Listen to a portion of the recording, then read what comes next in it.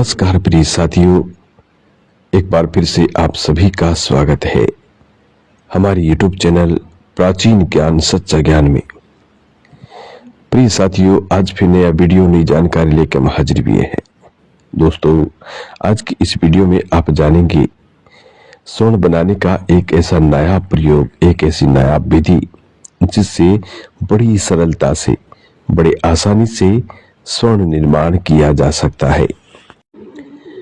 साथियों, ये विधि बहुत दुर्लभ है और कामयाब है। दोस्तों, ये विधि बहुत कामयाब है। इस सिल्वर पर काम करती है, चांदी पे काम करती है, चांदी को सीधा स्वर्ण में परिवर्तित कर देती है। देखिए दोस्तों, रसायन विद्या ही प्राचीन भारत का ज्ञान है। ये हमारा ज्ञान नहीं है, नहीं आपका है। हमारे बड़े बुजुर्ग, हमारी ऋषि मुनियों का ज्ञान है। साथियों, प्राचीन भारत में रसायन विद्या का इतना प्रचलन था कि हर व्यक्ति कीमियागिरी जानता था। वो लोग राह चलते स्वर्ण का निर्माण कर दिया करते थे। साधु संतों का तो कहना ही क्या। साथियों, साधु संत तो धूल उठा करके, यानी धूल से भी स्वर्ण निर्माण कर देते थे। भारतवर्ष में इतनी सारी जड़ी बूटियां हैं जिनकी आप कल्पना नहीं कर सकते। एक से बढ़कर एक जड़ी बूटियां हैं जो स्वर्ण निर्माण में अपना योगदान देती हैं, लेकिन आजकल के लोगों को उनकी जानकारी नहीं है, क्योंकि ये ज्ञान धीरे धीरे अब विलुप्त होता जा रहा है। जिन लोगों के पास आज ये ज्ञान है, वो लोग किसी एक दूसरे को बताते भी नहीं है। वो खुद ही पंसारी बनकर के बैठे हुए हैं। आज भी बहुत से कीमियागर हैं। ऐसा नहीं है कि आज लोग कीमिया नहीं कर रहे, धातु परिवर्तन नहीं कर रहे हैं, बिल्कुल कर रहे हैं और अपना घर खर्च चला रहे हैं। कई ऐसे साधु संत हैं जो अपना आश्रम चला रहे हैं, लेकिन वो किसी को बताते नहीं। साथियों, प्रत्यक्ष में बताना भी एक खतरा होता है। साथियों, बताया भी उसी को जाता है जो पात्रता होती है, जिसमें लेने की क्षमता होती है, पात्रता होती है, उसी को बताया जाता है। क्योंकि आजकल के लोग सीधे गुंडागर्दी पे उतर आते हैं। साथियों, अभी किसी साधु या किसी संत का पता लग जाए कि फला साधु संत स्वर्ण का निर्माण करता है, सोना बना लेता है और बाजार में बेचता है, उसी से अपना काम चला रहा है, तो साथियों दूसरे दिन न जाने कितने एक से एक दादा पहुंच जाएंगे, एक से एक डॉन पहुंच जाएगा। बाबा जी तो अकेला रहता है, उसकी रक्षा करने वाला, उसकी सहायता करने वाला कौन होगा? कोई नहीं होगा। वो लोग उसके साथ जोर जबरदस्ती करेंगे, मारेंगे, पीटेंगे साथियों, और उसे विवश कर देंगे कि वो विधि उनकी आंखों के सामने बनाकर बताए। फिर वो रोज रोज टॉर्चर करने लगेंगे। पहली बात तो वो लोग सीखने की कोशिश करेंगे, अगर बाबा जी सिखा देता है या नहीं सिखाता है। यदि नहीं सिखाता है तो वो लोग बाबा जी को जीने नहीं देंगे। वो लोग रोज रोज उसे टॉर्चर करेंगे, उससे बनवाएंगे और वो लोग फिर बाजार करेंगे। साथियों, ऐसी घटना हुई है, ये आंखों देखी घटना है। हमारे गांव के पास एक साधु रहा करता था।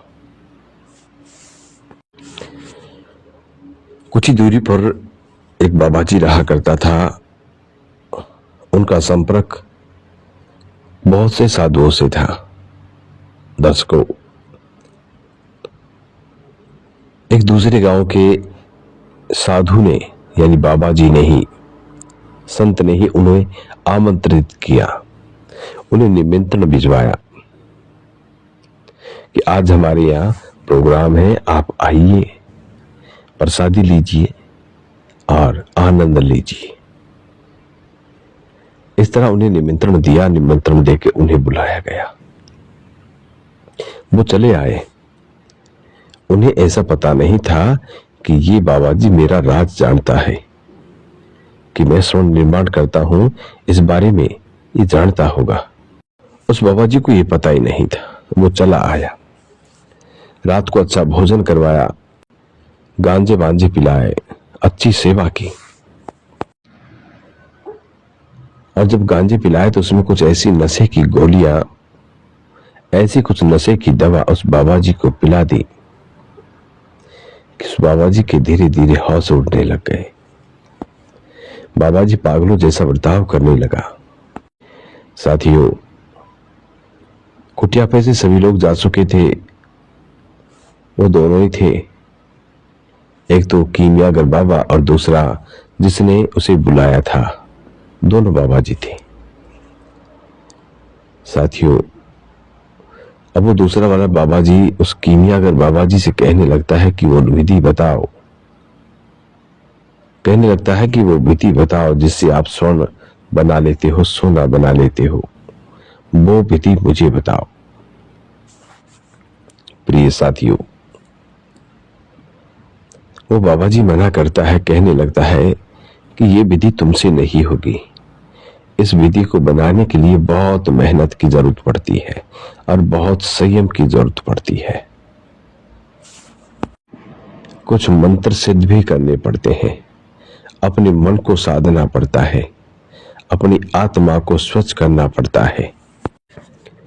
दिल के अंदर दया, धर्म होना चाहिए, एक दूसरे के प्रति भावनाएं होनी चाहिए, तब जाकर स्वर्ण सिद्धि प्राप्त होती है। साथियों, तो उस कीमियागर बाबा की इस बात को सुनकर दूसरा बाबा जी भड़क जाता है और वो उसे मारने लग जाता है। बहुत बुरी तरह से मारता है, बहुत बुरी तरह से। साथियों, अंततः उस बाबा जी की मृत्यु हो जाती है, लेकिन वो मुख नहीं खोलता।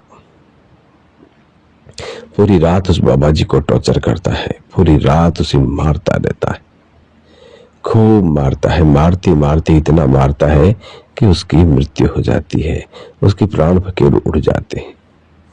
साथियों, वैसे तो कीमियागर बाबा उस बाबा जी से मुर्दार नहीं था, हट्टा कट्टा था, नौजवान था, ताकतवर था, लेकिन उस चालाक बाबा जी ने कीमियागर बाबा जी को पता नहीं गांजे में ऐसा कौन सा जहर पिला दिया, ऐसी कौन सी दवा पिला दी जिसके कारण वो बाबा जी पागल हो गया और धीरे धीरे उसकी मृत्यु हो गई। साथियों, ऐसी ऐसी घटनाएं अक्सर सामने आती हैं, इसलिए वो लोग एक दूसरे को नहीं बताते हैं, क्योंकि ये विद्या है ही ऐसी। दोस्तों, आज जो विधि हम आपको बताने जा रहे हैं, ये विधि आपके सारे सपने पूरे कर सकती है यदि आप सही तरीके से इस पर कार्य करें। दोस्तों, इस विधि से हम संख्या कायम करेंगे, हड़ताल कायम करेंगे और मेंसिल कायम करेंगे। साथियों, इनको कायम करके सीधा हम चांदी पर इन्हें तरह करेंगे। चांदी पर तरह करके उसे लंबा चरख देंगे। लंबा चरख देने के बाद इसका निहार करेंगे। जो बाल नीचे बैठता है वो 22 कैरेट का होता है। साथियों, विधि को बताने से पहले जो लोग हमारे चैनल पर नए मेहमान बनकर के आए हैं, वो लोग हमारे YouTube चैनल को सब्सक्राइब करें, बेल आइकन ऑन करें, अच्छे अच्छे कमेंट किया करें, ताकि आने वाले हर वीडियो का नोटिफिकेशन सबसे पहले आपको मिले और आप उसका फायदा उठा सकें। साथियों, हमारे इस चैनल में हम रोज नई वीडियो लेकर के आते हैं, नई जानकारी लेकर के आते हैं। दोस्तों, हमारी द्वारा दी गई जानकारी, हमारी YouTube चैनल में बताई गई हर जानकारी या तो पुराने शास्त्र या पुराने ऋषि मुनियों से प्रमाणित होती है। इसलिए दोस्तों, हमारी दी गई हर जानकारी बिल्कुल सही और सटीक होती है। हमारी बताई गई जानकारी पर आप निसंकोच होकर कार्य कर सकते हैं। साथियों, ऐसा हमें विश्वास है और उम्मीद है कि हमारी बताई गई जानकारी से आप जरूर फायदा उठाएंगे। साथियों, यदि हमारी बताई गई जानकारी से किसी एक भी बंदे का भला हो जाता है तो साथियों, हमारा जीवन भी सार्थक होता है। हम भी अपने आप को धन्य समझते हैं कि हमारी बड़ी बुजुर्गों की इस धरोहर को हमने संभाले रखा है और आप लोगों तक इसे पहुंचा रहे हैं। आप लोगों को इस प्राचीन ज्ञान से अवगत करा रहे हैं। साथियों, हमने ये बीड़ा उठाया है कि प्राचीन भारत का, हमारे बड़े बुजुर्गों का ये ज्ञान आज विलुप्त होता जा रहा है और ये विलुप्त नहीं होना चाहिए। आम जन को इस बारे में पता होना चाहिए। आजकल की नई जनरेशन को, नई पीढ़ियों को इस बारे में कोई पता ही नहीं होता। वो जानते ही नहीं है कि कीमिया भी होता है, यानी कि धातु परिवर्तन किया जा सकता है। उन लोगों को इस बात का ज्ञान ही नहीं है, क्योंकि विज्ञान में आजकल के टीचर या किताबें इस बारे में कुछ बताते ही नहीं है और नहीं साइंस में बताया जाता है। साथियों, इसलिए इस ज्ञान से अनभिज्ञ रह जाते हैं बच्चे, अनभिज्ञ रह जाते हैं बड़े बुजुर्ग। साथियों, यदि टीचर लोग इस ज्ञान को स्कूल में बताने लग जाए, बच्चों को इस बारे में प्रैक्टिकल कराने लग जाए, तो साथियों, हर घर में एक कीमियागर पैदा हो जाएगा और हमारा भारत देश फिर से सोने की चिड़िया कहलाने लगेगा, सोने की चिड़िया बन जाएगा। साथियों, हमारा सपना तो यही है कि हम हर घर में एक कीमियागर तैयार कर दें, जिससे कि उनके घर की तमाम गरीबी दूर हो जाए और भारत फिर से सोने की चिड़िया बनने के लिए तैयार हो जाए और भारत फिर से सोने की चिड़िया बन जाए, सोने की चिड़िया बनने के लिए खड़ा हो जाए। इंडिया की करेंसी भारत की करेंसी डॉलर से भी बड़ी हो, हमारे ₹1 का 10-20 डॉलर प्राप्त हो। साथियों, ऐसा हमारा सपना है, छोटी सी कोशिश है। आशा है कि आप हमारी छोटी सी कोशिश में जरूर हमारा साथ देंगे। वीडियो को आगे शेयर करेंगे, लाइक करेंगे और अच्छे अच्छे कमेंट भी करेंगे। दोस्तों, एक जिक्र हो रहा है, एक पिता ने अपने पुत्र को ये ज्ञान नहीं बताया। साथियों, ये बहुत समय पहले की बात है। उस वक्त राजा महाराजाओं का जमाना था। उस वक्त एक बुजुर्ग व्यक्ति कीमिया का काम जानता था और वो कीमिया से काम किया करता था। साथियों, उसके घर में उसका एक पुत्र था।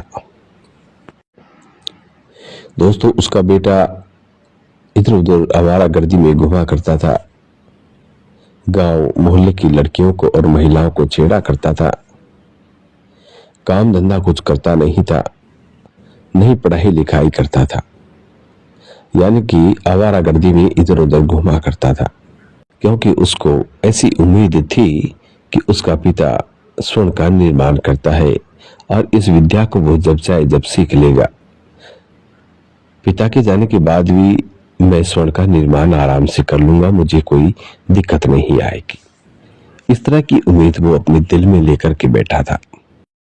लेकिन साथियों, उस लड़के के पिता ने अपने पुत्र की इस हालत को देखकर ये निर्णय कर लिया कि वो अपने पुत्र को कीमिया का काम नहीं सिखाएगा। अपने पुत्र को, यानी कि गलत हाथों में मैं इस महान विद्या को नहीं जाने दूंगा। साथियों, उस बुजुर्ग व्यक्ति ने अपने बेटे को इस ज्ञान के बारे में नहीं बताया, नहीं उसे सिखाया। धीरे धीरे पिता बूढ़ा होने लगा और पुत्र की जवानी बरकरार रही।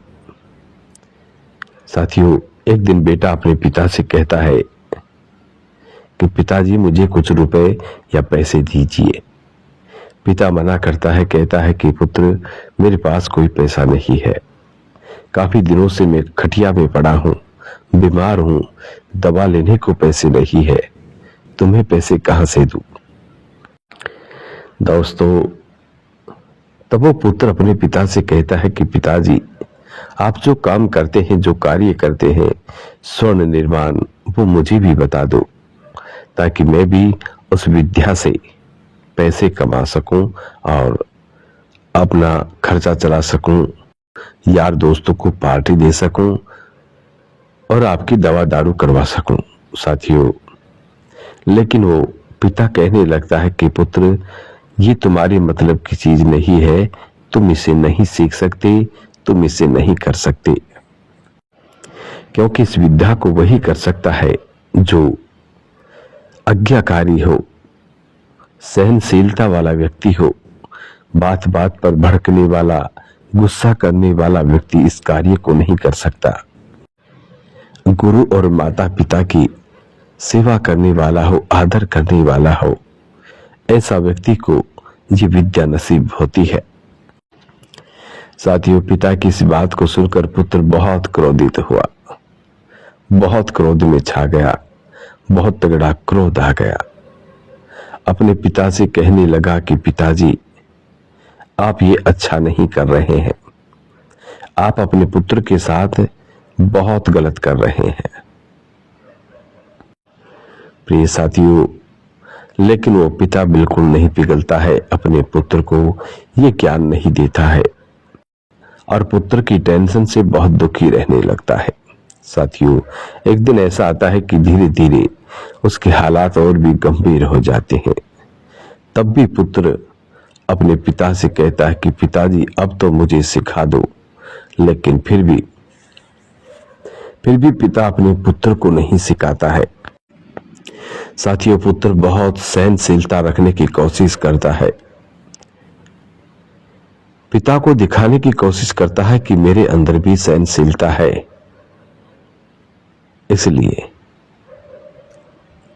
कई तरीके अपनाता है अपने पिता को दिखाने का, लेकिन फिर भी उसका पिता नहीं मानता है। वो कहता है कि तुम सहनशीलता की ढोंग कर रहे हो, मैं तुम्हें बचपन से जानता हूं, तुम कितने बदमाश हो, कितनी शरारती हो, इसलिए इस विद्या को मैं गलत हाथों में नहीं जाने दूंगा। प्रिय साथियों, अंततः पुत्र को बहुत गुस्सा आता है और वो अपने पिता का खून कर देता है।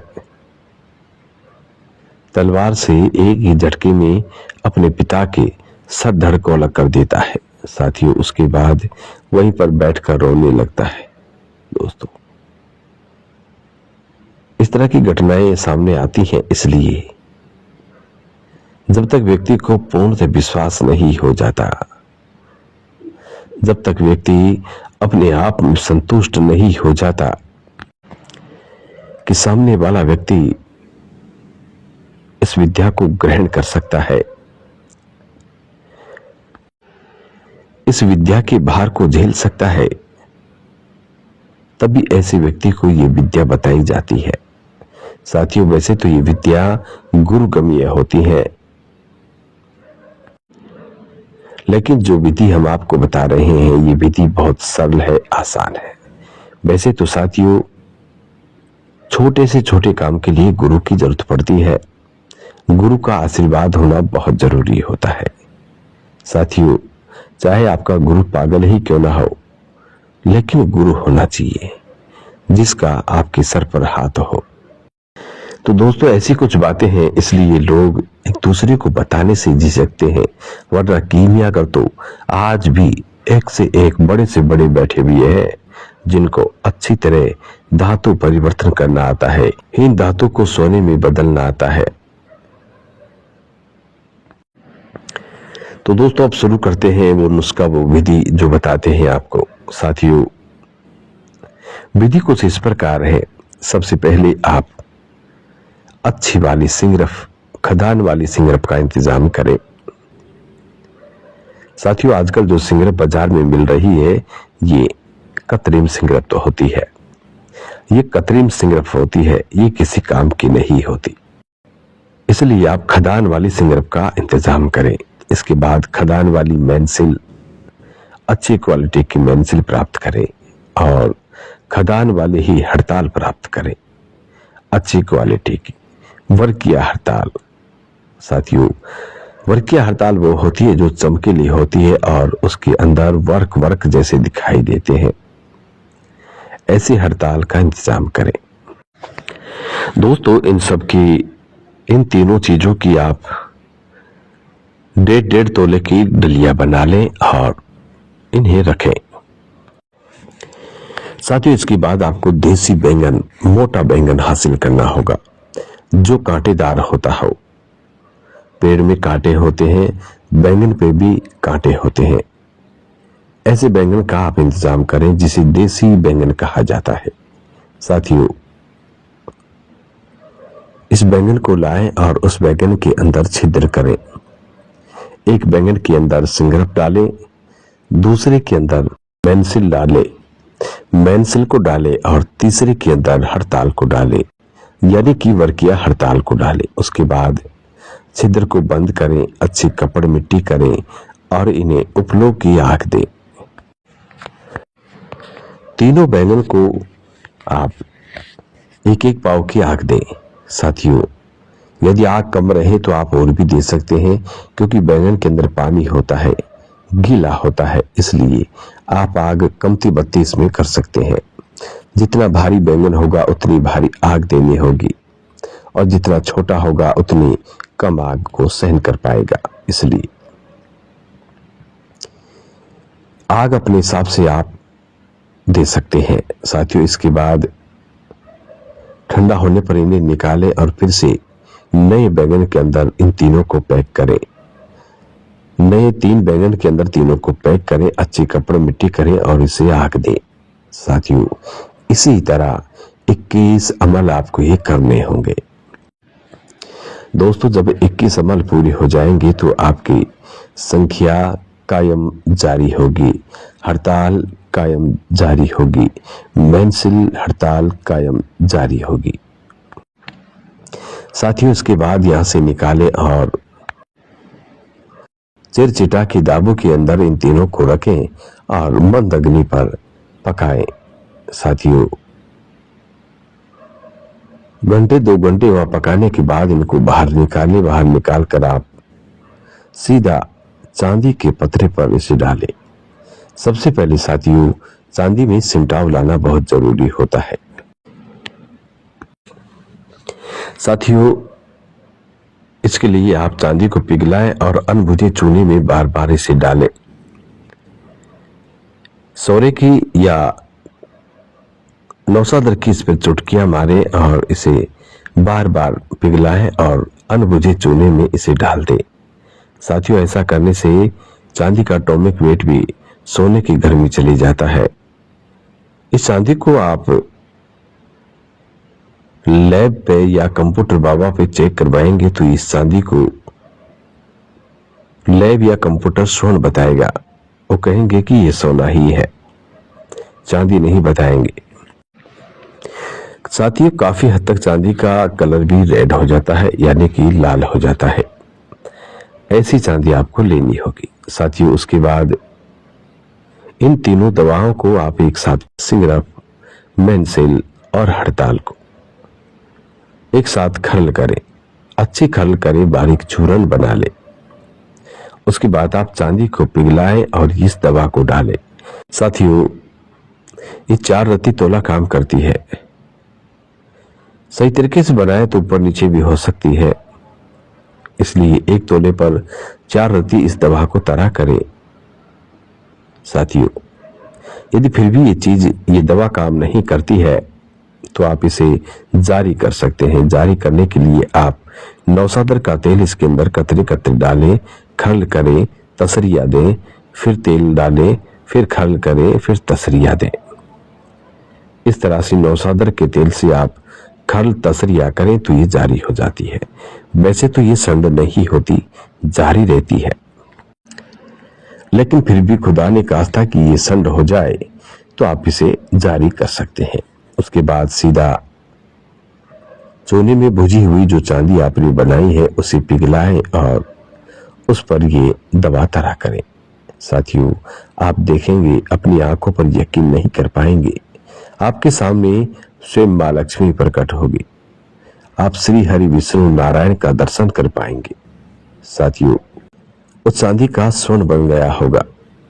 वो चांदी सोने में परिवर्तित हो जाएगी और आप इसे सीधा बाजार कर पाएंगे। अपने घर गृहस्थी चला पाएंगे, अपने गरीबी का नाश कर पाएंगे। साथियों, ऐसी नायाब विधि आपको कोई नहीं बताएगा, कोई नहीं बताता है। साथियों, हम जो भी जानकारी देते हैं एकदम सच होती है, 100% सत्य होती है। इसमें किसी प्रकार की कोई मीक में नहीं रहती। दोस्तों, हम फुल कोशिश करते हैं, पूरी कोशिश करते हैं कि आपको ठीक तरीके से समझा दिया जाए और आप समझ जाए और हमारे बताए गए नुस्खों पर आप काम कर सकें। दोस्तों, ये माल 22 कैरेट का होता है। आप इसे सीधा बाजार कर सकते हैं। साथियों, एक बात और हम आपको बता दें कि जब भी आपको कामयाबी मिले, आप गौ माता को कुछ न कुछ डालें, गौ माता की सेवा करें। हो सके तो अपने घर में, अपने आंगन में एक गौ माता जरूर पालें। जो लोग अपने घर में गौ माता नहीं रख सकते, उनके वहां जगह नहीं है, क्योंकि सिटी में रहने वाले लोगों के पास कोई जगह नहीं रहती।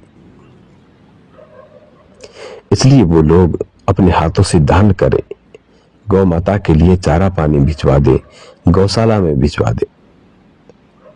ऐसा करने से साथियों भाग्य साथ देता है। कबूतरों को दाना डालें, मछलियों को आटा खिलाएं।